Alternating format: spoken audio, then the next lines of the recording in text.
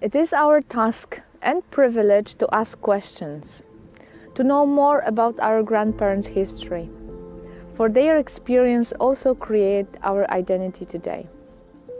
I chose to tell this story to pay a tribute to those silent voices of our grandmothers and grandfathers who should get recognized for what they did during the Second World War and for what they do today. I'm Alexandra, I come from Poland, from Kashubian minority.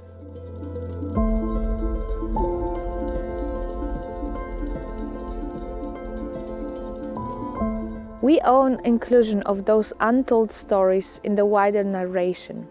It is my hope that those histories from below will be heard.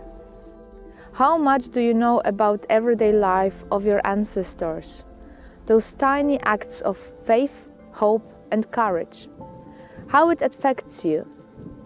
Their contribution in helping Jews during Holocaust, rescuing dying children from the Death March 1945, and also nowadays helping the refugees from Ukraine.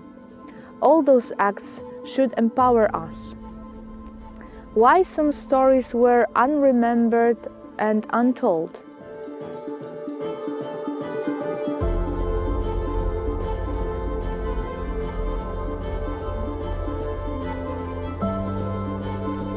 You can read through many books, but the real precious information comes with the dialogue, with interviewing your family, grandparents and neighbors.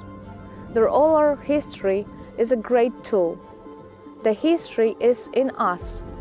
We just need to unveil it. The dialogue with another person is a way to commemorate him or her. My cousin's grandma, Eliza Mika, saved a Jewish girl while being in Auschwitz. The lady from my village, Maria Bach, rescued a Jewish infant from the Death March 1945 in Luzino. Our neighbors, Rybakowski family, gave shelter to the prisoners from Szutów concentration camp.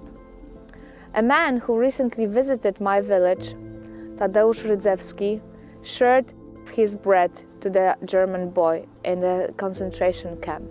Another man, Michał Swojczyk from Wejherowo, decided to share his flat with a very weak and sick prisoner who escaped from Nazi Germans.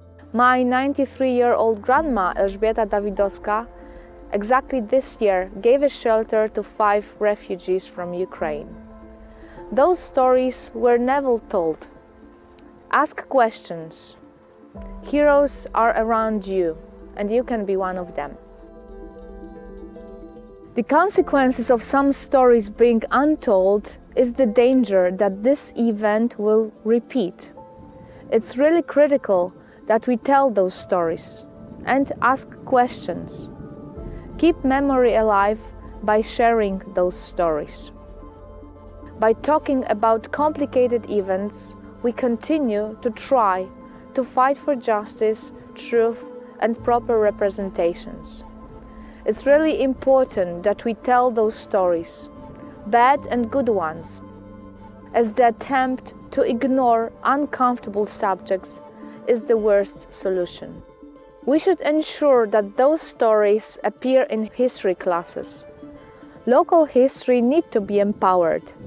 Teach the history together with critical thinking. History is not only the past, it's also a declaration for the future. When you listen to real people, when you touch their memory and their experience, you start believing that you can also be brave. You can act and help and support others. Those humble, silent heroes do not even see themselves as heroes. They often say, everyone would act the same, like me. Or, my parents brought me up this way. They showed me how to do good things. Being human means not being indifferent to the harm of others. So ask questions, do research, learn from the history, and act.